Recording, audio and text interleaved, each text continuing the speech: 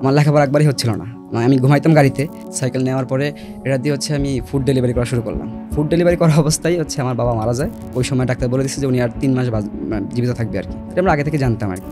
তো আমি মানে ভয় পাচ্ছিলাম খুব, যে আসলে কী হবে, রেজাল্ট কী হবে, আমি জানি না কী হচ্ছে না। আম্মাও কান্না করে দিছে, মানে দুইজন প্রায় 5-10 মিনিট আমরা কান্নাকাটি করলাম।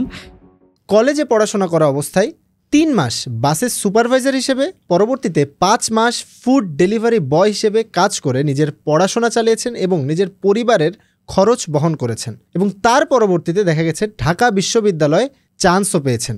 বলছি কুমিল্লার হাসিব রানার কথা। আসসালামু আলাইকুম, আমি হাসিব রানা, পড়াশোনা করছি ঢাকা বিশ্ববিদ্যালয় ব্যবসা শিক্ষা অনুষদের department of organization strategy and leadership department. আমার সেশন হচ্ছে 20-21। হাসিব রানা, আপনার যে গল্প, এটা তো আসলে সেই শেক্সপিয়ারের নাটকের যে প্রোটাগনিস্ট থাকে তাদের যেই ঘটনাগুলো দেখা যায় যে মেইন প্রোটাগনিস্টের যে একটা ডাউনফল চলে লাইফের, সেই সময়টার মধ্যে দিয়ে আপনার লাইফটা গেছে অনেক আপস অ্যান্ড ডাউন্স না বলা যায়, ডাউনস অ্যান্ড ডাউন্সের মধ্যে থেকে। তারপর যে এই যে ঢাকা বিশ্ববিদ্যালয়ে আসার যে গল্পটা, এই গল্পটা আমরা জানতে চাই। আচ্ছা, আমি ক্লাস 1 থেকে শুরু করি। ক্লাস 1 এবং 2তে আমি তেমন একটা পড়াশোনা করিনি, মোটামুটি অ্যাভারেজ স্টুডেন্ট ছিলাম। তো ক্লাস 3 থেকে ক্লাস 5 পর্যন্ত আমি মোটামুটি ভালোই পড়াশোনা করি। তখন মনে হচ্ছিল আমার পড়াশোনা করা উচিত, বা ফ্যামিলির একটা প্রেশার ছিল। আমার মা খুব প্রেশার দিতেন পড়াশোনার জন্য। মায়ের প্রেশারই হোক আর যেভাবেই হোক আমি পড়াশোনা করি, মানে 3 থেকে ক্লাস 5 পর্যন্ত। আমাদের সময় 5-এ সমাপনী পরীক্ষা ছিল। তো সমাপনী পরীক্ষায় আমি A+ পাই, কিন্তু দুর্ভাগ্যবশত আমি 1 নম্বরের জন্য বৃত্তি পাইনি। আমার ফ্রেন্ড নিজাম, ও হচ্ছে আমার 1 নম্বর বেশি পেয়ে বৃত্তি পায়। এটা আমাকে খুবই কষ্ট দেয়। মানে তখন হচ্ছে ছোটো বয়সে সে হচ্ছে আমার ফ্রেন্ড বৃত্তি পাইলো 1 নম্বর বেশি পেয়ে, কিন্তু আমি বৃত্তি পাই নাই। বিষয়টা আমাকে তখন আসলে খুবই কষ্টদায়ক ছিল আমার জন্য। তখন আসলে লেখাপড়ার প্রতি আমার একটা বিরক্ত চলে আসে। মানে আমি পরিশ্রম করছিলাম, কিন্তু আসলে আমি পাইনি, আমার কাঙ্ক্ষিত রেজাল্টটা পাইনি। তারপর আমি 6-এ ভর্তি হলাম। এখানে হচ্ছে 6 to 7 আমি হচ্ছে প্রচুর খেলাধুলা করি, মানে ফুটবল, ক্রিকেট। যেহেতু আমার পড়াশোনার প্রতি মন নেই, মানে আমার একটা সময় মনে হচ্ছে পড়াশোনা করে কী করবো, পড়াশোনা করার দরকার নাই, পড়াশোনা করবো না। আমি হচ্ছে প্রচুর খেলাধুলা করতাম। এর মধ্যে আমার একটা সময় মনে হলো যে আমি ক্রিকেট খেলা পছন্দ করতাম। তখন আমার মনে হলো যে আমি ক্রিকেটার হবো। তো ক্রিকেটার হওয়ার লক্ষ্যে আমি ফ্যামিলিকে প্রেশার দেওয়া শুরু করলাম যে আমি ক্রিকেটার হবো, আমাকে টাকা পাঠাও, আমি প্র্যাকটিস করবো, মানে ক্রিকেট প্র্যাকটিস করবো। তো কোনোভাবে ফ্যামিলিকে ম্যানেজ করার পরে মামার সাথে কথা বললাম। মানে মামা হচ্ছে আমার ফ্যামিলির মধ্যে মোটামুটি ওনার একটা ইনফ্লুয়েন্স ছিল ভালো। তো ওনাকে ম্যানেজ করে কোনোভাবে ঢাকাতে আসলাম। তখন আমি ক্লাস 8-এ পড়ি, মানে 6-7 তো আমি ফ্যামিলিকে অনেক জ্বালাইছি যে আমাকে টাকা পাঠাও। শেষ পর্যন্ত ওনারা ক্লাস 8-এ যাওয়ার পরে ওনারা রাজি হয়। আমি যখন ক্লাস 8-এ ভর্তি হলাম হচ্ছে গ্রামে, আমাদের গ্রামে একটা স্কুলে ভর্তি হলাম। গ্রামে মানে পড়াশোনা গ্রামে, কিন্তু আমি ঢাকাতে চলে আসলাম আমার বাসায় মিরপুর 14 নম্বর। তো 14 নম্বর থেকে আমি ক্রিকেট প্র্যাকটিস করব। তো এই লক্ষ্যে আমি হচ্ছে মোহাম্মদপুর একটা ক্রিকেট ক্লাবে ভর্তি হলাম। আপনি কি ক্রিকেটে কোন পজিশনে ব্যাটিং করেন নাকি বলার? আমি দুইটাই করতাম, আমি পেস বল করতাম। ব্যাটসম্যানে কোন পজিশনে ব্যাটিং করেন? নর্মালি মিডল অর্ডারে ব্যাটিং করতাম আমি। তো এখানে হচ্ছে ক্লাস 8-এর শুরু থেকেই আমি প্র্যাকটিস করা শুরু করি। তখন হচ্ছে আমার মনে পড়ে যে আমি ক্লাস 8-এ থাকা অবস্থায় প্রথম সাময়িক বা দ্বিতীয় সাময়িক পরীক্ষা আমি হচ্ছে ঢাকা থেকে গিয়ে পরীক্ষা দিয়ে চলে আসছি আবার। মানে আমি ক্লাসও করতাম না তেমন একটা, বা এছাড়াও 6-7 আমি তেমন ক্লাস করিনি। তো এইভাবেই চলতে থাকলো। তো 8 তো গেলো, এভাবেই চললো। আমি মামার বাসায় ছিলাম, পাশাপাশি হচ্ছে ক্রিকেট প্র্যাকটিস। তখন আমার মনে হতো আমি ক্রিকেটার হবো, আমার লেখাপড়াতে কী হবে, আমি লেখাপড়া করবো না, আমি একদমই পড়তাম না। তো পরে কি যেন হইলো লাস্টের দিকে, মানে যখন 8-এর একবার পরীক্ষা আসলো, JSC পরীক্ষার খুব সম্ভবত 1 মাস থেকে 20 দিন আগে আমার কেন যেন মনে হলো যে একটু পড়াশোনা করি আমি। তো পরে আমি ক্রিকেট বাদ দিয়ে মানে গ্রামে গেলাম। গ্রামে গিয়ে 20 দিন বা 1 মাস আগে থেকে আমি পড়াশোনা শুরু করলাম, মানে খুব পড়াশোনা করি তখন। 1 মাসে আমি যথেষ্ট পড়াশোনা করি। তো আমি JSC পরীক্ষা দিলাম, পরীক্ষার রেজাল্ট আসলো আমার 4.69, যতটুকু মনে পড়ে। তো এভাবেই চলছিল। তো পরে হচ্ছে আমি ক্লাস 9-এ ভর্তি হই, গ্রামেই ভর্তি হই, কিন্তু দুর্ভাগ্যবশত হোক বা বিভিন্ন কারণে হচ্ছে আমি আর ঢাকা আমার ফেরা হয় নাই, মানে ক্রিকেটটা আমাকে এখানে শেষ করতে হয়। তো পরে আমি 8 থেকে 9-এ উঠলাম। তো 9-এ ভর্তি হওয়ার পরে আমি যেহেতু অ্যাভারেজ স্টুডেন্ট, আমার রেজাল্টটা তো ভালো ছিল না, বা আমি পড়াশোনাই করছি মাত্র 1 মাস। তো নর্মালি আমি কমার্স স্টুডেন্ট, মানে আর্টস নেই না, কমার্স নিলাম আর কি। মনে হচ্ছিল কমার্সটা একটু ইজি, কমার্সটা আমি পড়তে পারবো। আচ্ছা, এইটার রেজাল্ট কি হয়েছিল JSC-তে? এইটার রেজাল্ট ছিল আমার 4.69। 4.69। আমি কিন্তু 6 থেকে 7 পর্যন্ত বা 8 কোনো পড়াশোনাই করি নাই। আমি লাস্ট JSC-র 1 মাস আগে আমি গ্রামে গিয়ে একটু পড়াশোনাটা একটু করলাম। আর যখন 9-এ ভর্তি হলাম, 9-এ শুরুতে নিলাম আমি কমার্স। তো কমার্স নিয়ে পড়াশোনা করতেছি। কমার্সের মধ্যে প্রায় 6 মাস আমি কমার্সে ক্লাস করি। তো যেহেতু আমার ঢাকা যাওয়া হচ্ছে না, আমার ক্রিকেটটাও অফ হয়ে গেল, তখন আমার মনে হলো না আমার পড়াশোনা করা উচিত। তখন আবার আমার মধ্যে জাগছে যে আমি যেহেতু ক্রিকেট আমার হচ্ছে না, আমার কিছু একটা করতে হবে, কিছুটা কী করবো আমি এখন ভালো করে পড়াশোনা করি। আর গ্রামে বা সমাজে একটা পারসেপশন আছে যে হচ্ছে যারা ভালো পড়াশোনা করে এরা সায়েন্সে পড়বে। তো আমার মনে হলো যে আমি কমার্স কেন পড়তেছি, আমার তো সায়েন্স পড়া উচিত। এখন 6 মাস পরে আমার মাথায় আসলে আমি সায়েন্স পড়বো হঠাৎ, মানে কোন রিজন নাই। কেউ কি বলছে যে না, কেউ কিছু বলে নাই, আমার হঠাৎ করে মনে হলো যে আমি সায়েন্স পড়বো। তো এখন 6 মাস পরে অলরেডি আমার 9-এর অর্ধেক বই শেষ, বা যারা সায়েন্সে পড়তেছে যে ফ্রেন্ডরা, ওদেরও প্রায় অর্ধেক পড়া শেষ। তখন স্যাররা বলছে না, দেওয়া যাবে না। পরে স্যারদেরকে কোনোভাবে ম্যানেজ করে আমি সায়েন্স নিলাম। সায়েন্স তো নিয়ে নিলাম, কিন্তু সে হচ্ছে নেওয়ার পরে বইয়ের যেই পড়া দেখার পরে বা সায়েন্সের যেই ফিজিক্স, কেমিস্ট্রি, ম্যাথ এগুলো দেখার পরে তো আমি একদম আকাশ থেকে বললাম, আমি কি আল্লাহ, আমি কই আসলাম, এটা এত কঠিন কেন এগুলো। পরে তখন হচ্ছে যখন আমি সায়েন্স নিলাম, তখন হচ্ছে আমার কিছু ফ্রেন্ড ছিল যারা সায়েন্সের টপার স্টুডেন্ট ছিল, শাকিল, প্রান্ত, ওরা আমার আগে থেকে খুব ক্লোজ ফ্রেন্ড ছিল। তো ইনিশিয়াল অবস্থায় ওরা আমাকে খুব সাপোর্ট দেয়। ওরা হচ্ছে আমাকে ফিজিক্স, কেমিস্ট্রি, ম্যাথ, বায়োলজি ছিল আমার সাবজেক্ট, তখন ওরা আমাকে এগুলো হেল্প করা শুরু করে। তো এর মধ্যে হচ্ছে আমার এক স্যারের সাথে পরিচিত হয়, মানে সায়েন্সে থাকার সুবাদে ওই স্যারের সান্নিধ্যে যাওয়ার সুযোগ হয়। স্যারের নাম হচ্ছে সুজন স্যার। উনি আসলে আমার লাইফে একটা বড় ইম্প্যাক্ট ফেলে। আসলে উনি না থাকলে হয়তো ওই সময় সায়েন্সের সাবজেক্টগুলো আমার পক্ষে মানে বোঝা বা হচ্ছে মোটামুটি পড়াশোনা করা পসিবল ছিল না। আমি তো নিয়ে ফেলছিলাম সায়েন্স, কিন্তু আসলে ভিতরে যে কী আছে মানে ওটা তো আমি আর দেখি নাই। তো পরে স্যার হচ্ছে আমাকে একদম ধরে মানে উনি হচ্ছে সব কিছু পড়াইতো আমাদেরকে, মানে ম্যাথ, ফিজিক্স, কেমিস্ট্রি, বায়োলজি সব কিছু উনিই পড়াইতো। তো উনি হচ্ছে একদম আমাকে ধরে সব কিছু পড়াইছে। তো একটা সময় আমি ওনার প্রিয় ছাত্র হয়ে গেলাম। উনি আমাকে যথেষ্ট মোটিভেশন দিতেন এবং ইন্সপায়ার করতেন যে পড়াশোনা করো, যেহেতু আসছো পরে একটু পড়াশোনা করো। তো আমিও ওনার কথা মতো মানে প্রচুর পড়াশোনা করতাম। মানে আমি মনে হয় যে তখন 6 মাস পরে গেছি, ঠিক আছে, কিন্তু বিষয় হচ্ছে আমার কাছে মনে হচ্ছিল বা স্যারও বলতো যে তখন আমি সবচেয়ে বেশি পড়ি, সায়েন্সের যে স্টুডেন্টগুলো ছিল এর মধ্যে সবচেয়ে আমি বেশি পড়াশোনা করতেছি। মানে পরিশ্রম আমি করতাম তখন আসলেই, কারণ আমার ক্রিকেট নাই এদিকে। আমি যেহেতু পড়াশোনাই করবো সিরিয়াস, মানে ভাইবা নিচ্ছি, তাহলে পড়াশোনাটাই ভালোভাবে করি। আর স্যার পড়ানো অবস্থায় আমাদেরকে বিভিন্ন উচ্চশিক্ষা বিষয়ক বিভিন্ন কথা বলতেন, বা হচ্ছে ঢাকা বিশ্ববিদ্যালয় নিয়ে কথা বলে, ঢাকা বিশ্ববিদ্যালয়ের টিএসসি 4 নিয়ে কথা বলছিল একবার। তো ওই সময় থেকেই আমার আসলে ঢাকা বিশ্ববিদ্যালয়ের প্রতি একটা ফ্যাসিনেশন কাজ করা শুরু করে। মানে ঢাকা বিশ্ববিদ্যালয় সম্পর্কে আমি স্যারের কাছ থেকেই শুনি। এভাবেই আমার ক্লাস 9 এবং ক্লাস 10 আমি পড়াশোনা করলাম। তো মোটামুটি আমি একটা ভালো রেজাল্ট করা শুরু করলাম। মানে যে পরীক্ষাগুলো হচ্ছে বা টেনের যে পরীক্ষাগুলো হচ্ছে মোটামুটি একটা সন্তোষজনক রেজাল্ট আসতেছিল। তো স্যার ভাই নিচে আমি প্লাস পাবো, মানে স্যার আমার উপরে যথেষ্ট পরিশ্রম করতো। মানে সবাই বলা শুরু করছিল স্যার তোর উপরে একটু এক্সট্রা কেয়ার করে, যে স্যার চাচ্ছে তুই প্লাস পা, বা হচ্ছে না, এটা আমি ফিল করতাম যে স্যার আমাকে একটু এক্সট্রা কেয়ার করতেছে, বা স্যার আমাকে খুব পছন্দ করতো, এটা আমি ফিল করতাম। তো এইভাবেই যাচ্ছিল। আচ্ছা, একটু বলে রাখি, ক্লাস 9-এ কিন্তু আমার একটা প্রেমও হয়েছিল, এটা আমি পরে বিস্তারিত বলবো। যাই হোক, আমি ক্লাস 10-এ যখন পড়াশোনা করি, 10-এ মোটামুটি রেজাল্টগুলো ভালো আসতেছিল। তো স্যার তো ভেবে নিয়েছে আমি প্লাস পাবো, বা স্যার আমার উপরে ওই এফোর্ট দিচ্ছিল যেন আমি প্লাসটা পাই। তো আনফর্চুনেটলি পরীক্ষা আসলো, পরীক্ষা আমি দিলাম, কিন্তু দুর্ভাগ্যবশত আমি আর প্লাসটা পাইনি। মানে যতটা আমি প্লাস পাইনি, জন্য আমার যতটা খারাপ লাগছে, তার চেয়ে বেশি খারাপ লাগছে আমার স্যারের জন্য। স্যার এতটা এফোর্ট দিল আমার উপরে, কিন্তু আমি স্যারকে কত এসেছিল তখন পয়েন্ট? তখন সায়েন্স থেকে আমার রেজাল্ট আসছিল 4.83। একটুর জন্য হ্যাঁ, কিন্তু আমার খারাপ লাগছে স্যারের জন্য, যে স্যার এত পরিশ্রম করলো আমার উপরে, কিন্তু স্যারকে আমি আশানুরূপ আউটপুটটা দিতে পারিনি। স্যার তো খুব কষ্ট পাইছে, আমি নিজেও খুব কষ্ট পাইছিলাম, স্যারের চোখের দিকে আমি তাকাইতে পারতেছিলাম না। তো এইভাবেই গেল। পরে হচ্ছে এর মধ্যেই মানে আমার বাবা হচ্ছে স্বর্ণকার ব্যবসা ছিল ঢাকাতে ওনার দোকান ছিল।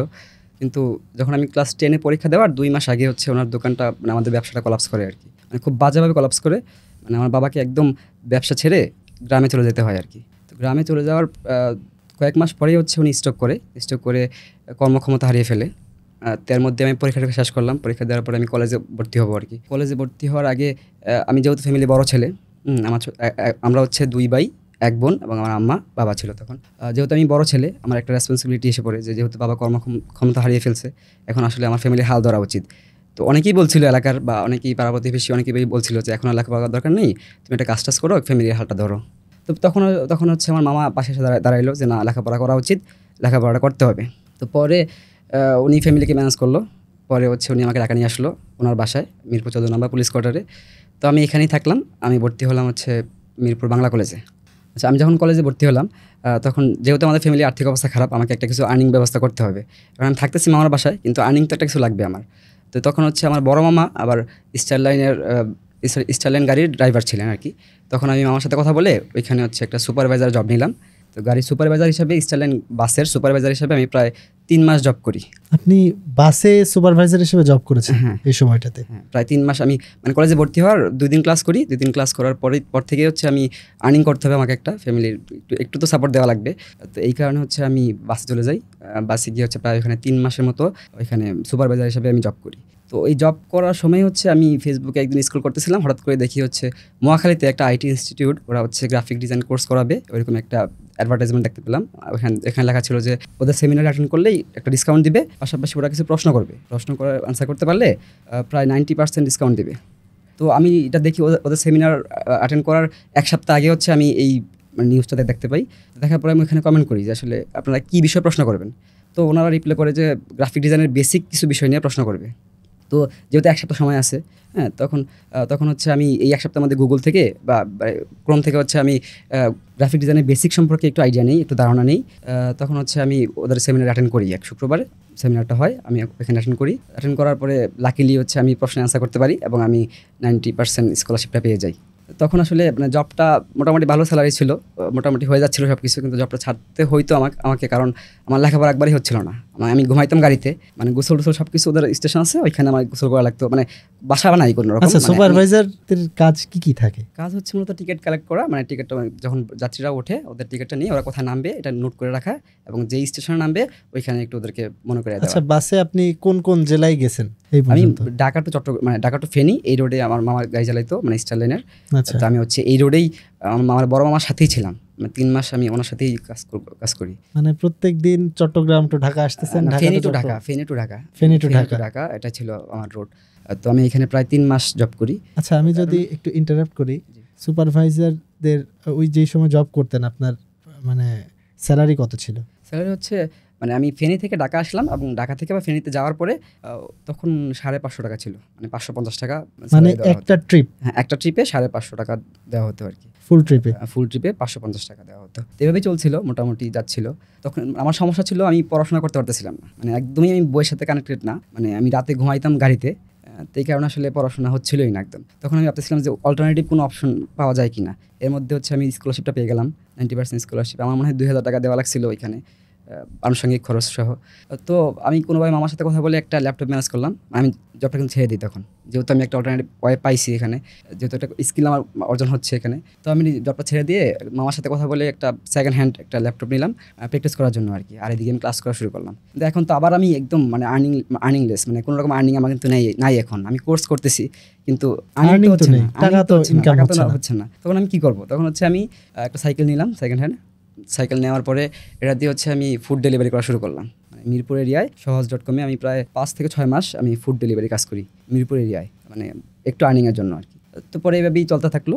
তো আমি এদিকে হচ্ছে গ্রাফিক্স ডিজাইনের ক্লাস করতাম, কোর্সে ক্লাস করতাম, আর হচ্ছে এদিকে সহজে ডেলিভারি করতাম। কিন্তু রাতে আমি বাসায় থাকতাম, মামার বাসায়। তখন হচ্ছে আমি পড়াশোনা করার একটু সুযোগ পাচ্ছিলাম। আমি কিন্তু কলেজে কি যাইতেন? কলেজে আমি মনে হয় প্রথম দিকে, মানে প্রথম তো 2 দিন ক্লাস করি, মানে ওরিয়েন্টেশন ক্লাস, আর পরে একদিন ক্লাস করি। এরপরে আমি একবারে পরীক্ষাতে গিয়ে পরীক্ষা দিছি। আচ্ছা, তখন কি মানে আপনার বিভাগ কোনটা ছিল? কমার্স ছিল। এখানে একটা বলা হয় নাই, প্রথমে কিন্তু আমি 9-এ যখন পড়ি তখন আমি ছিলাম কমার্সে, 6 মাস পরে আমি নিলাম সায়েন্স। কিন্তু সায়েন্স আবার যখন কলেজে ভর্তি হই তখন কিন্তু এবার কমার্স নিছি। এখন কমার্স নেওয়ার পেছনে একটা বড় কারণ আছে। কারণ হচ্ছে আমি যখন দেখতে পেলাম আমার বাবা অসুস্থ, বাবা হচ্ছে কর্মক্ষমহীন, কোনো কাজ করতে পারতেছে না। এখন ফ্যামিলির বড় ছেলে আমি, এখন আমি সায়েন্সে পড়লে আমাকে টিচারের কাছে গিয়ে প্রাইভেট পড়তে হবে। আর সায়েন্সে পড়লে অনেক পড়াশোনা করা লাগে, অনেক সময় দেওয়া লাগে। না আমার কাছে সময় ছিল, না ওই স্যারের কাছে গিয়ে পড়ার জন্য আমার কাছে টাকা ছিল, মানে কোনোটাই ছিল না। এই কারণে আমাকে আবার কমার্সেই ব্যাক করতে হয়।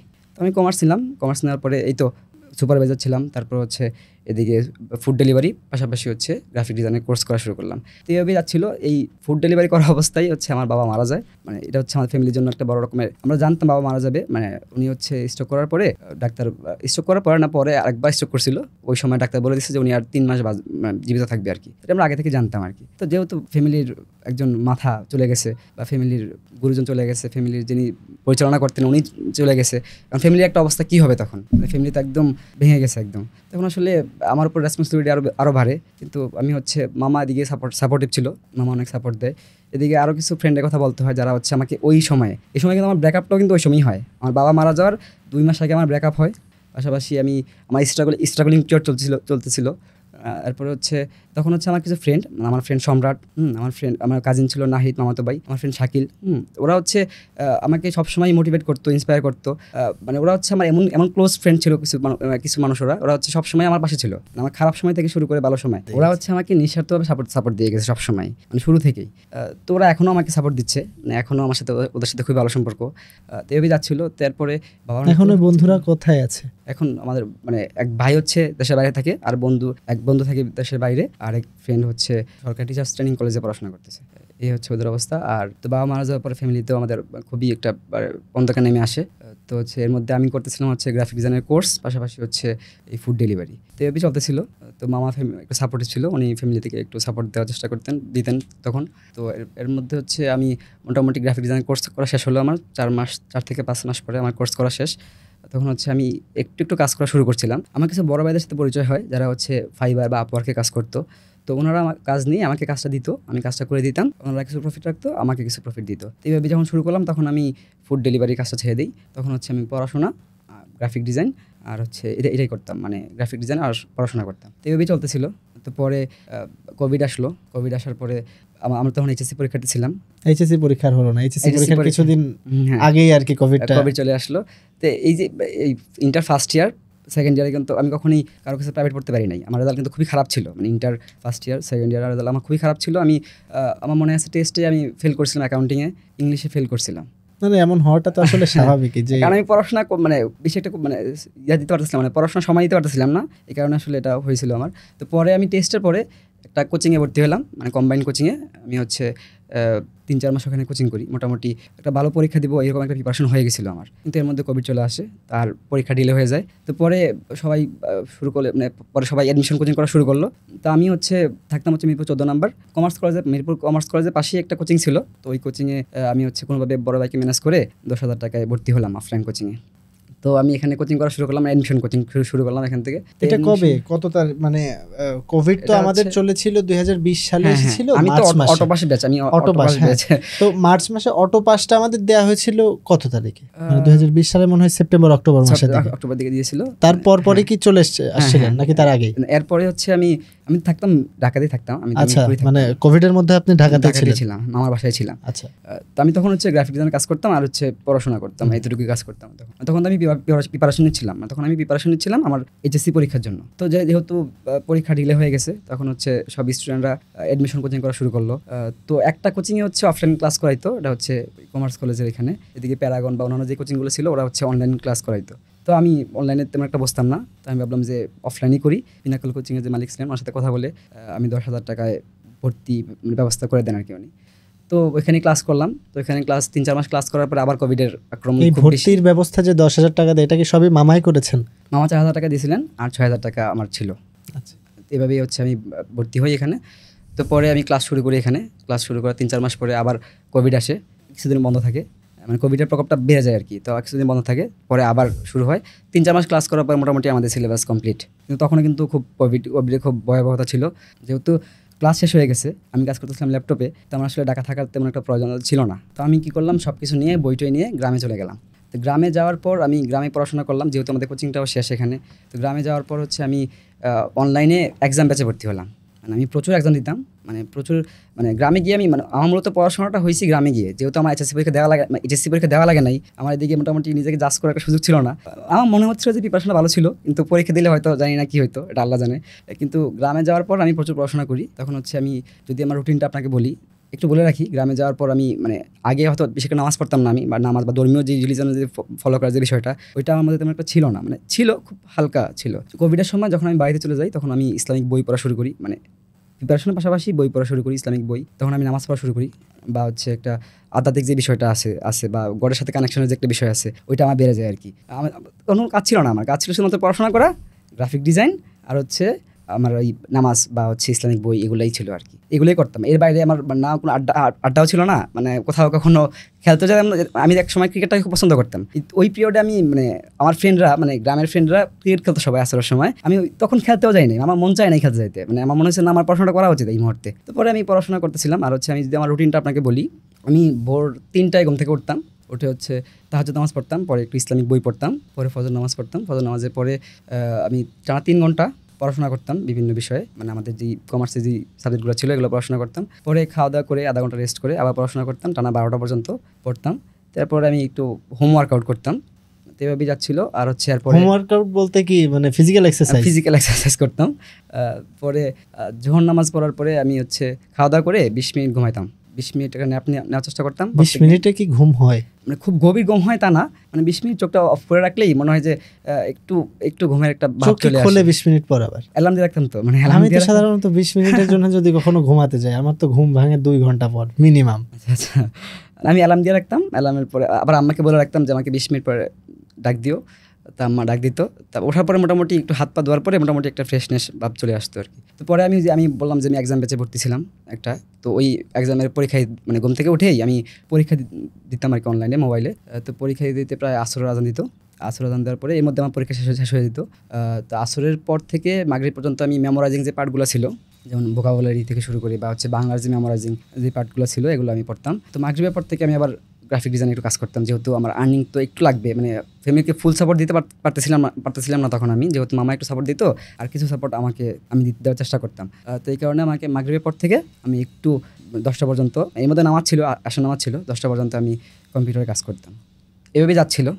তো এক সময় পরীক্ষা আসলো, মানে ওই পিরিয়ডটা বলা চলে প্রায় 3-4 মাস আমি বাসায় পড়াশোনা করছি এভাবে। মানে যদি ওই পিরিয়ডটা না আসতো হয়তো আমি চান্স পেতাম না। মানে যদিও কোভিডটা অনেকের জন্য ক্ষতি করছিল, কিন্তু আমার জন্য যেহেতু আমি সময় পাইছি পড়াশোনা করার, এদিক থেকে আমার জন্য একটু ভালো ছিল আর কি। তো এভাবে প্রিপারেশন নিলাম, মোটামুটি একটা ভালো প্রিপারেশন হইলো আমার। পরে আমি ফর্ম তুলছিলাম রাজশাহী ইউনিভার্সিটির, ঢাকা বিশ্ববিদ্যালয় আর হচ্ছে 7 কলেজের। তো আর বাকি তখন আমাদের সময় গুচ্ছ ছিল আর হচ্ছে চট্টগ্রাম ইউনিভার্সিটির ফর্ম ছিল, কিন্তু আমি এগুলো তুলতে পারিনি বিভিন্ন কারণে। তো আমি তুলতে পারেননি কি ইচ্ছাকৃতভাবে নাকি মানে পরীক্ষা দেওয়ার ইচ্ছা ছিল অন্য জায়গায়? ইচ্ছা ছিল না বলতে টাকাও ছিল না, মানে টাকার একটু ক্রাইসিস ছিল। মানে যখন হচ্ছে লাস্ট ডেট ছিল আমি ভাবছিলাম টাকা ম্যানেজ করতে পারবো, কিন্তু এনিহাও আমি টাকা ম্যানেজ করতে পারিনি। হয়তো মামার কাছে চাইলে পাইতাম বা আমার ফ্রেন্ড যারা ছিল ওদের কাছে চাইলে পাইতাম, কিন্তু আসলে আমার চাইতে ইচ্ছা করে নাই কেন জানি, আমার মন চায় না যে আমি আসলে টাকা নিয়ে যদিও আমাকে অনেকে হেল্প করছে, আমার ফ্রেন্ডরা আমাকে হেল্প করছে অনেক বিভিন্ন জায়গায়, মামা হেল্প করছে, কিন্তু তখন আমার কেন জানি মন চায় নাই আমি টাকা নিয়ে আবার মানে ফর্ম কিনি। যাই হোক আমি 3টা ফর্মই কিনি। তো আমি আমার প্রথম পরীক্ষা হয় রাজশাহী ইউনিভার্সিটিতে। তো আমি ওই দিন পরীক্ষা যেদিন দিব এর আগের দিন যাওয়ার কথা, আমি ট্রেনের টিকিট পাইনি, আমি গেছি বাসে। আমি পরীক্ষা দেওয়ার আগের দিন আমি ভোর 6টায় রওনা দিই, আমি রাজশাহীতে পৌঁছাই রাত 2টায়। মানে এই সারা দিন আমি জার্নি করছি, মানে একদম বাসের মধ্যে এত জ্যাম ছিল ওই দিন রাস্তায়, মানে একদম অসহ্য জ্যাম যাকে বলে। তো আমি সারাদিন জার্নি করে গেছি, মানে রাত অর্ধেক শেষ, মানে আমার সকাল 9টায় বা 10টায় পরীক্ষা ছিল, সম্ভবত 10টায় পরীক্ষা ছিল। আমার রিকভারিটা হয় নাই, মানে আমি ঠিকমতো ঘুমাইতেও পারি নাই আর মাথা প্রচণ্ড ব্যথা ছিল। তো মোটামুটি পরীক্ষা দিলাম, কারণ আপনার ঘুমের স্কেডিউল তো ছিল রাত 9টায় ঘুমিয়ে 10টা থেকে 3টায় উঠবেন, সেই দিন তো হয়ে গেল চেঞ্জ হয়ে গেছে। আবার হচ্ছে তোমার জার্নির একটা ধকল ছিল, সব মিলে মোটামুটি একটা বাজে সিচুয়েশন। তো আমি পরীক্ষার হলে গিয়ে পরীক্ষা দিলাম, পরীক্ষা দেওয়ার পরে মোটামুটি ভালো হয়েছে। পরীক্ষা দিয়ে বাইর হওয়ার পরেই মামা আমাকে ফোন দেয় যে পরীক্ষা কেমন হয়েছে। আমি আমাকে বলি মামা আমি তো চান্স পাবো কনফার্ম। তা আমার মনে হচ্ছিল যে আমি যা দাগাইছি আমার কাছে মনে হচ্ছে যে আমি এগুলা কমন সব কিছু আমার কাছে কমনই ছিল। যখন রেজাল্টটা দিল তখন হচ্ছে আমি মোটামুটি ফার্স্ট কলে চান্স পাইনি, আমি সেকেন্ড মেরিটে চান্স পাইতাম, সেকেন্ড কলে চান্স পাইতাম। রাজশাহী বিশ্ববিদ্যালয়ে ভর্তি পরীক্ষায় আপনি কততম হয়েছিলেন?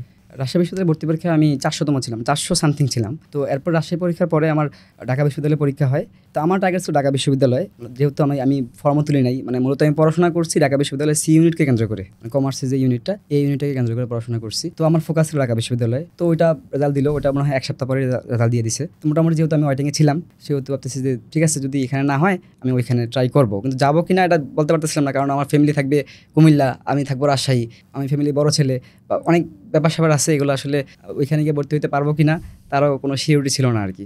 যাই হোক ঢাকা বিশ্ববিদ্যালয়ে পরীক্ষা দিলাম। তো পরীক্ষা দেওয়ার পরে আমার এমসিকিউ পরীক্ষা মোটামুটি ভালো হয়। আচ্ছা আমি এখানে একটু বলি, ঢাকা বিশ্ববিদ্যালয়ে যখন আমি পরীক্ষা দিতে আসি, মানে আমার তো স্বপ্ন ছিল আমি যেহেতু ঢাকা বিশ্ববিদ্যালয়ে পড়বো, আবার আমি সিউনিটি প্রিপারেশন নিচ্ছি, আমি মানে ব্যবসা শিক্ষা অনুষদের যে কোনো একটা সাবজেক্টে পড়বো, এরকম একটা স্বপ্ন ছিল। তো আমি যেদিন পরীক্ষা দিতে আসবো এদিন সকাল ভোরে আমি নামাজ পড়ে নাস্তা করে আমি বিশ্ববিদ্যালয়ে আসলাম। পরীক্ষা ছিল আমাদের 10টায়, কিন্তু আমি আসছি সকাল 8টায় চলে আসছি ক্যাম্পাসে আসার পর প্রায় তো আরও অনেক সময় আছে 10টা বাজতে। তো আমার সিট পড়ছিল আইআরে, মানে ঢাকা বিশ্ববিদ্যালয়ে শিক্ষা ও গবেষণা ইনস্টিটিউটে আমার সিট পড়ে। তো আর আমাদের বিজনেস ফ্যাকাল্টি একটু দূরেই, মানে পাশেই।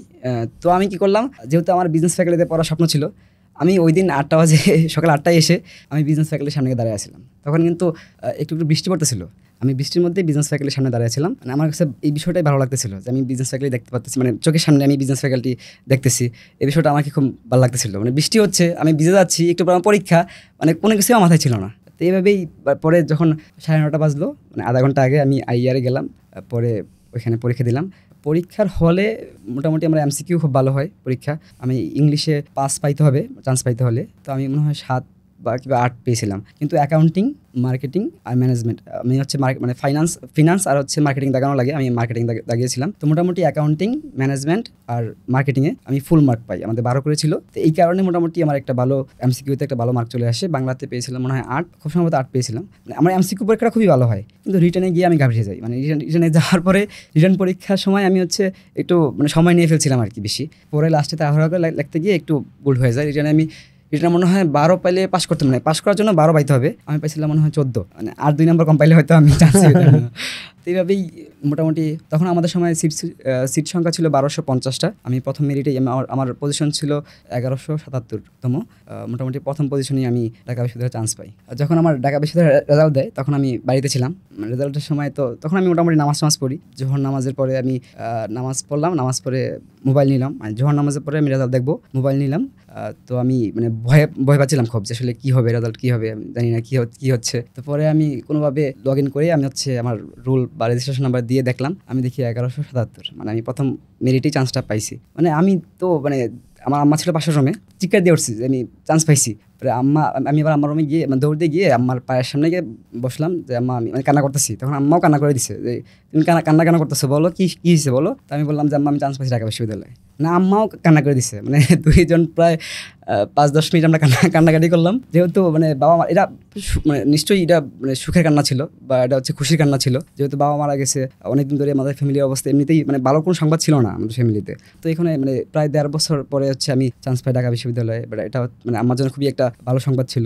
আর আপনাদের যেই ব্যাচটা ছিল তাদের তো আসলে খুব স্ট্রাগলের ভেতর দিয়ে যাইতে হয়েছে, 1.5 মাস মানে 1.5 বছর যে পরীক্ষা হবে কি হবে না, তারপরে এই রেজাল্টটা আসলে সত্যি স্বস্তির একটা নিঃশ্বাস ছিল, রেজাল্ট ছিল। হ্যাঁ, পরে আমি মামাকে জানাইলাম, মামাও খুব খুশি হয়েছে। বা আমার যে ফ্রেন্ডরা আমাকে সাপোর্ট দিয়ে গেছিলো, সম্রাট, নাহিদ, শাকিল, ওরা হচ্ছে আমার কিন্তু ব্যাকআপ হয়। বাবা মারা যায়, আমার স্ট্রাগলিং পিরিয়ড ছিল। হ্যাঁ, এই সময় কিন্তু ওরা যদি আমার পাশে না থাকতো হয়তো আমার জন্য এই স্ট্রাগল পিরিয়ডটা আরও কঠিন হইতে পারতো। ওরা আমাকে মেন্টালি সাপোর্ট থেকে শুরু করে যে কোনো সাপোর্ট হোক ওদেরকে আমি বললে মানে বলা লাগে নাই কখনো, মানে যখন যা লাগতো ওরা আমাকে সাপোর্ট দেওয়ার চেষ্টা করতো। তো ওদের অবদানটা আসলে মানে অস্বীকার করার কোনো সুযোগ নাই। মানে ওরা আসলে আমার জন্য অনেক কিছু করছে।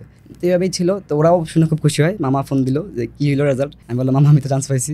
দেখ আলহামদুলিল্লাহ, মানে মামা খুব খুশি হয়েছে। তো পরে ওই স্যারের কথা বলছিলাম যে আমি A+ পাই নাই, স্যার আমার জন্য খুব পরিশ্রম করছিল। পরে স্যারকে জানালাম, স্যার অনেক খুশি হয়েছে। হচ্ছে এটা আমার জন্য খুবই একটা ভালো লাগার মুহূর্ত ছিল যে আসলে একটা সময় আমি পরিশ্রম করেও পাইনি। মানে SSC-তে আমি আসলে পরিশ্রম করছিলাম সায়েন্স যখন নিয়েছিলাম, কিন্তু তখন আমি ক্লাসটা পাইনি। আর এখন আমি ঢাকা বিশ্ববিদ্যালয়ে চান্স পেয়ে স্যারের সামনে আসতে পারছি, সেটা আমার কাছে খুবই মানে প্রাউডের জায়গা ছিল একটা।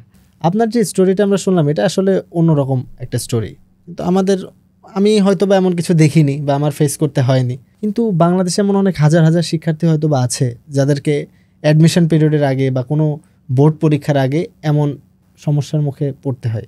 সমস্যা বলতে হয়তো বা বাবা মায়ের সমস্যা বা কোনো একটা অঘটন ঘটতেই পারে, অ্যাক্সিডেন্ট হইতেই পারে।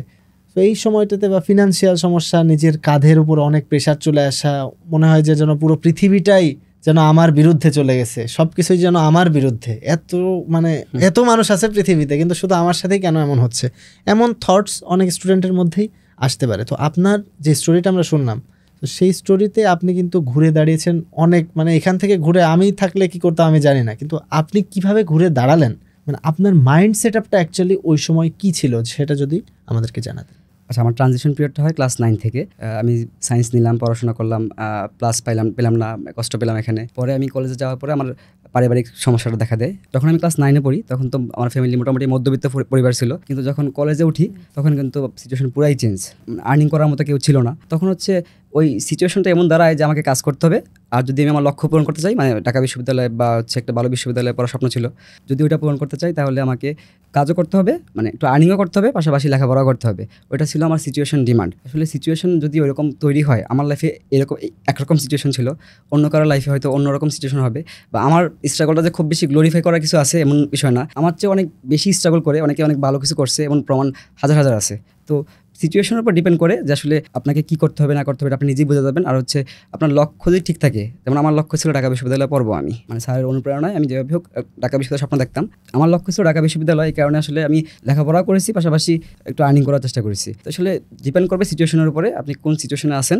কারণ আমার লাইফ জার্নি যেমন ছিল বা অন্য কারো লাইফ জার্নি কিন্তু সেম হবে না। টোটালি ডিফারেন্ট হবে। আমি যেটা বলবো, যদি লক্ষ্য ঠিক থাকে, ওই লক্ষ্য অনুযায়ী স্টেপ বাই স্টেপ আগালে সেটা ইজি হয়ে যাবে। এরপরে আমি জানতে চাই যে আপনার যেই অ্যাডমিশন প্রিপারেশনের জন্য গ্রামে চলে গেলেন, ওই সময়টাতে বলা যায় 3-4 মাস আপনি একটা স্কেজিউলের মধ্যে থাকতেন, হ্যাঁ, যে ভোর 3টায় ওঠা, একদম প্রপার স্কেজিউল, মানে এই স্কেজিউলটা যে আপনি বানালেন এবং তার মধ্যে তো আর্নিংও করতে হতো। সো মানে যে স্কেজিউলটা আপনার ছিল এটা আসলে একটু টাফ, অনেক কঠিনই বলা যায়। তবে তারপরও একটা ইউনিভার্সিটি স্টুডেন্ট, মানে ইউনিভার্সিটিতে চান্স পাওয়ার জন্য একটা অ্যাডমিশন ক্যান্ডিডেটের পাংচুয়াল একটা রুটিন, মানে যে রুটিনটা ফলো করলে তার ভালো করার পসিবিলিটি, চান্সেসটা বেড়ে যায়। আসলে আমরা তো চেষ্টাই করতে পারি, আমাদের তো অ্যাকচুয়ালি আমরা এমন না যে একজন, ধরেন যে আমরা ফুটবল প্র্যাকটিস করতেছি, আমি বলে দিতে পারি যে আমরা জিতে যাব, না, এটা তো বলা যাবে না। কিন্তু আমি যেটা করতে পারি সেটা হচ্ছে যে আমি চেষ্টা করতে পারি, যে না হলো না হলে নাই, কিন্তু আমি চেষ্টা সর্বোচ্চ করছি। সো সর্বোচ্চ চেষ্টাটা আসলে কিভাবে করা যায়, কোন ওয়েটা ফলো করলে সেটাকে আমি বলতে পারি আমি সর্বোচ্চ চেষ্টা করছি, রেজাল্টটা আল্লাহর হাতে। আচ্ছা, বিষয় হচ্ছে আমি যখন বাড়িতে চলে যাই তখন কিন্তু আমি আগেই বলছিলাম যে আমি হচ্ছে ধর্মীয় যে বিষয়গুলো আছে ওইগুলো ফলো করার চেষ্টা করছিলাম। ধর্মীয় যে বইগুলো ছিল, মানে কিছু বই আমি পড়তাম, হাদিসের বই বা হচ্ছে ধর্মীয় যেই মানে ধর্মীয় মোটিভেশনাল বই ছিল অনেক, আমি ওইগুলো পড়তাম। তো ওইখান থেকে আমি মোটিভেশন পাইতাম, বা হচ্ছে কীভাবে ফোকাসড ওয়েতে থাকা যায় ওইগুলো আমি পেতাম। বা হচ্ছে মানে এডমিশন তো একটা মোটামুটি যুদ্ধক্ষেত্র, ঠিক আছে। এখানে হচ্ছে স্ট্র্যাটেজি থাকতে হবে ভালো, আর আপনাকে মাথা ঠান্ডা রেখে পড়াশোনা করতে হবে। মানে কখন কি করতে হবে, কখন কি করছেন না করছেন, এর একটা ট্র্যাক থাকতে হবে। আমি সারাদিন কি করতাম, মানে সারাদিন ছিল আমার 24 ঘন্টা, আমি 6 ঘন্টা ঘুমাইতাম, আর বাকি যেই সময়গুলো ছিল আমি কতক্ষণ নামাজ পড়তাম, কতক্ষণ খাওয়া দাওয়া করতাম, ওই সবগুলো আমার ট্র্যাক ছিল। আমি কি করতাম না করতাম ওগুলো আমি নোট করে রাখতাম। আর হচ্ছে আমার পড়াশোনার একটা টেকনিক ছিল, আমি হচ্ছে প্রায় 25 থেকে 30 মিনিট একটানা পড়তাম, পরে আমি 5 থেকে 10 মিনিট একটু রেস্ট করতাম, হয় আমি একটু হাঁটতাম, বা হচ্ছে মাঝে মাঝে আমি পুশ আপ দিতাম, এই রেস্টের মানে ইয়ার সময় একটু পুশ আপ দিতাম, যদিও এটা সবার জন্য না, মানে আমার ভালো লাগতো পুশ আপ দিতে, এখানে পুশ আপ দিতাম। তো এইভাবেই যাচ্ছিল আর কি। তো একটা প্রপার রুটিন থাকলে, ট্র্যাক করে রাখলে মোটামুটি ওই সময়টা ভালো যায় আর কি। আমার মনে হয় যে ওই সময়ে মানে যে ধর্মের আছেন, আপনারা যদি ওই গড়ের সাথে কানেকশনটা বৃদ্ধি করেন তাহলে হচ্ছে আপনার মাথা শান্ত থাকবে, আপনি হচ্ছে কোনো রকম মানে ঝামেলা ছাড়াই একটা ভালো সিদ্ধান্ত নিতে পারবেন আর কি। কখন কি করা উচিত ওইটা আসলে আপনার মাথায় আসবে। তো আমি মনে করি যে আসলে এক হচ্ছে গড়ের সাথে কানেকশন, আর হচ্ছে আপনার সারাদিন কি করতেছেন ওইটা ট্র্যাক করা। আর আরেকটা আমি অ্যাড করবো এখানে, তখন তো আমি ফোন ইউজ করতাম, মানে আমি তো ফোনে পরীক্ষাও দিতাম। এখন অনেকে এই সমস্যাটা হয়, আমার নিজেরও পড়াশোনার ক্ষেত্রে এই সমস্যাটা হয়। ফোন স্ক্রল করতেছি, একটা ভিডিওটা আসার পরে আমার কাছে মনে হচ্ছে এই ভিডিওটা তো আমি ইম্পর্টেন্ট, এখন না লাগলেও পরে এক সময় লাগবে, বা এটা হচ্ছে কিছু আমি শিখতে পারতেছি। ম্যাক্সিমাম টাইমে আমরা কিছু শিখি না, এমনি স্ক্রল করে থাকি, কিন্তু তারপরেও কখনো আসে এমন ভিডিও যে আমার কাছে মনে হয় যে আমি কিছু শিখতেছি। কিন্তু আসলে তখন আমি নিজেকে প্রশ্ন করতাম যে আসলে এই মুহূর্তে আমার জন্য কি দরকার, মানে এই মুহূর্তে কি এই ভিডিওর দরকার নাকি হচ্ছে আমার পড়াশোনা করা দরকার। তখন আমি আসলে উত্তরটা পেয়ে যেতাম যে আসলে আমার এই মুহূর্তে মানে এই রাইট টাইম, মানে এই মুহূর্তে আমার পড়াশোনা করাটাই উচিত। তখন আমি ফোনটা রেখে পড়াশোনা শুরু করতাম। আসলে ওই সময়ের যে ট্র্যাকিং যে বিষয়টা আছে, ওই ট্র্যাক করে রাখতে পারলে মোটামুটি বিষয়টা ইজি হয়ে যায় আর কি। আচ্ছা, অ্যাডমিশন প্রিপারেশন টাইমে এই সময়টাতে আপনি বললেন যে আপনি এক্সাম ব্যাচেও ছিলেন, সো এই যে অ্যাডমিশন প্রিপারেশন টাইমে এক্সামের গুরুত্বটা আপনার কাছে কেমন? অ্যাডমিশন প্রিপারেশনের সময়, কম্পিটিটিভ যে কোনো এক্সামের সময় পরীক্ষা দেওয়ার মডেল টেস্ট দেওয়ার কোনো বিকল্প নাই। মানে মডেল টেস্ট একমাত্র মানে এটা ম্যান্ডেটরি, ঠিক আছে, এটা দিতেই হবে, ঠিক আছে। এটা না দিলে আসলে মডেল টেস্ট যত আমরা দিব তত আমরা প্রশ্নের সাথে ইউজ টু হয়ে যাব, ঠিক আছে। যখন আমি বাসায় শুধুমাত্র এমসিকিউ প্র্যাকটিস করতাম, এই কারণে কিন্তু আমি এমসিকিউ ভালো করছি। আমি এমসিকিউ ব্যাচেই ভর্তি ছিলাম, আমি এমসিকিউ মানে এই কারণে মোটামুটি ভালো হয়েছে, আমার মোটামুটি ভালো মার্ক আসে আমার এমসিকিউতে। কিন্তু রিটেন আমি প্র্যাকটিস খুবই কম করতাম, এই কারণে আমি কিন্তু পরীক্ষার হলে রিটেনে গাবড়ে গেছিলাম, এবং রিটেন আমার খারাপও হয়েছিল। আসলে পরীক্ষা যত বেশি দিবেন তত আসলে প্রশ্নের প্যাটার্ন সম্পর্কে জানতে পারবেন। আর হচ্ছে ভর্তি পরীক্ষার্থীর জন্য আরেকটা মানে গুরুত্বপূর্ণ বিষয় হচ্ছে প্রিভিয়াস ইয়ারের কোশ্চেনগুলো যদি মানে কেউ 10 বছর বা প্রিভিয়াস ইয়ার 10 ইয়ার্স বা হচ্ছে 15 বছরের প্রশ্নগুলো যদি কেউ ভালোভাবে সলভ করে, মোটামুটি একটা ভালো প্রিপারেশন হয়ে যায় বলা চলে। এটা একটা মাথায় রাখা উচিত। আসলে প্রিভিয়াস ইয়ারের প্রশ্ন খুবই ইম্পর্টেন্ট, আর মডেল টেস্টে তো এটা কোনো বিকল্প না, এটা দিতেই হবে মাস্ট। এটা দিলে হচ্ছে প্রশ্নের প্যাটার্ন থেকে শুরু করে প্রশ্নের সাথে খুব সহজে ইউজ টু হওয়া যায়। আচ্ছা, যেহেতু আপনার বিশ্ববিদ্যালয় ভর্তি পরীক্ষার আগের দিনের গল্প আমরা শুনলাম, এবং বিশ্ববিদ্যালয় পরীক্ষার দিনের সকাল 8টায় এসে আপনি বৃষ্টিতে ভিজে দাঁড়িয়ে তাকিয়েছিলেন এফবিএস এর দিকে, তো যেদিন চান্স পেলেন এবং ভর্তি হতে আসলেন সেই এফবিএসই, সেদিন আপনার অনুভূতিটা কেমন ছিল? আচ্ছা, যেদিন আমি প্রথম মানে ভর্তি হতে আসি, প্রথমে আমি হলে উঠি, আমার এক ফ্রেন্ডের মাধ্যমে আমি হলে উঠি, আমার এক ফ্রেন্ড আগেই হলে চলে আসে, পরে আমি ওর মাধ্যমে হলে আসি। হলে আসার পরে পরদিন আমি গেলাম হচ্ছে মানে ভর্তি হওয়ার জন্য। যখন আমি এফবিএসে ঢুকলাম তখন আমার কাছে মনে হচ্ছে এটা আমার জায়গা, আমি এটার জন্য বৃষ্টিতে ভিজে দাঁড়ায় আসছিলাম, বা হচ্ছে আমি এটার জন্য স্বপ্ন দেখতাম এফবিএস নিয়ে। যখন আমি ঢুকতেছি এফবিএস গেট দিয়ে, আমার কাছে এটাই তো চাইছিলাম জীবনে, মানে এটাই তো দরকার ছিল আমার লাইফে, আমার যা চাওয়া ছিল আমি পেয়ে গেছি এখানেই। এরপরে ভর্তি হলাম, জার্নি শুরু হলো, বিশ্ববিদ্যালয়ের জার্নিটা এখান থেকে শুরু হলো আর কি। ঢাকা বিশ্ববিদ্যালয়ে চান্স পাওয়ার পরে তো অলরেডি 2-3 বছর হয়ে গেছে বিশ্ববিদ্যালয় জীবনের। তো আমি যদি জিজ্ঞাসা করি ঢাকা বিশ্ববিদ্যালয়ে চান্স পেয়ে একটা জিনিস পেয়েছেন যদি আমি বলি, তাহলে সেটা কি? আচ্ছা, ঢাকা বিশ্ববিদ্যালয়ে আমি মানে শুরু থেকেই হচ্ছে হলে থাকি। হলে থাকার সুবাদে আমাদের মানে আমি একটা বড় একটা কমিউনিটি পাইছি এখানে, সিনিয়র জুনিয়র বা হচ্ছে একটা নেটওয়ার্কিং এর যে জায়গাটা, এখান থেকে একটা নেটওয়ার্কিং পাইছি আমি। এটা হচ্ছে আমার পরবর্তীতে আমার সারা জীবন হয়তো কাজে দিবে। যেমন আমি এখানে আমার রংপুরের ফ্রেন্ড আছে আমি বলতে পারবো, কক্সবাজারের ফ্রেন্ড আছে আমি বলতে পারবো, আমার বাড়ি কুমিল্লা কিন্তু হচ্ছে আমার দিনাজপুরের ফ্রেন্ড আছে আমি বলতে পারবো। তো এই যে একটা মানে ওয়াইড কমিউনিটি পাচ্ছি এখানে আমি, এটা হয়তো অন্য কোথাও গেলে হয়তো আমি এটা এত সহজে পেতাম না। এটা হচ্ছে একটা বড় নেটওয়ার্কিং এর জায়গা হচ্ছে ঢাকা বিশ্ববিদ্যালয়। জীবনের এত চড়াই উতরাই পেরিয়ে ঢাকা বিশ্ববিদ্যালয় পর্যন্ত তো চলেই আসলেন, আল্লাহ তাআলা নিয়ে চলে আসলো। এখন আপনার পরবর্তী ইচ্ছাটা কি, যদি কিছুটা বলতেন? আমি তো এখন বিবিএ করছি, এখন আমি 3rd ইয়ার পড়াশোনা করছি। হয়তো বিবিএর পরে আমি এমবিএ করার ইচ্ছা আছে। তো এমবিএ করার পর প্রথম দিকে জব করার ইচ্ছা আছে আমার, গভর্নমেন্ট হোক বা প্রাইভেট হোক, প্রথমে জবে ঢোকার প্ল্যান আছে। পরবর্তীতে আমার মানে আলটিমেট গোল হচ্ছে আমি উদ্যোক্তা হব, আমার মাধ্যমে যেন আরও কিছু মানুষের কর্মসংস্থানের ব্যবস্থা হয়, সেই চেষ্টাটা থাকবে আর কি সামনে ইন ফিউচার ইনশাল্লাহ। ইনশাল্লাহ আল্লাহ আপনার ইচ্ছা পূরণ করুক, সেই দোয়াই থাকবে সবসময়। আমি আপনার প্রোফাইল থেকে জানতে পারলাম যে ঢাকা বিশ্ববিদ্যালয় একটা নতুন উদ্যোগ, আপনি বা আপনারা অনেকে মিলেই একটা উদ্যোগ গ্রহণ করেছেন। সেটা হচ্ছে ঢাকা বিশ্ববিদ্যালয়ের ছাত্রদের ফিটনেস ধরে রাখার জন্য সকাল 6টা থেকে 7টা পর্যন্ত আপনারা দৌড়াদৌড়ি করেন দেখি যে। মানে এই যে নাম দিয়েছেন মর্নিং রাইডার্স, তো এই মর্নিং রাইডার্স এর আসলে উদ্দেশ্যটা কি? আমি অনেক আগে একটা প্রবাদ শুনেছিলাম যে হচ্ছে আমরা 50 থেকে 60 বছর কঠোর পরিশ্রম করে টাকা ইনকাম করি, কিন্তু 50 থেকে 60 বছর বা 70 বছর মানে রেস্ট অফ দ্য লাইফ আমরা যত বছর বেঁচে থাকি তত বছর আমরা এই টাকা ইউজ করে হচ্ছে চিকিৎসা করি। বিষয়টা শোনার পরে আমার মধ্যে একটা রিয়েলাইজেশন আসে যে আসলে তাহলে এত টাকা দিয়ে কী হবে, যে আমি এই টাকাটা আবার স্পেন্ড করবো আমি চিকিৎসা খাতে, তাহলে এটা তো আসলে মানে ঠিক হইল না। তাহলে কী করতে হবে এখন আমাদেরকে? তাহলে এর থেকে বাঁচার জন্য আমাদেরকে রেগুলার একটা ফিটনেসে থাকতে হবে বা ফিটনেস নিয়ে একটু কাজ করতে হবে, বা ফিটনেস নিয়ে কাজ করলে কিন্তু আপনার মেন্টালি আপনি পিস থাকতে পারবেন বা হচ্ছে আপনার কর্মক্ষমতা বৃদ্ধি পাবে। হ্যাঁ, এটা একটা অ্যাডভান্টেজ তো আছে, বা ব্যায়ামের অ্যাডভান্টেজ তো বলতে গেলে অনেক কিছু বলা যাবে, সব কিছু তো বলা যাচ্ছে না।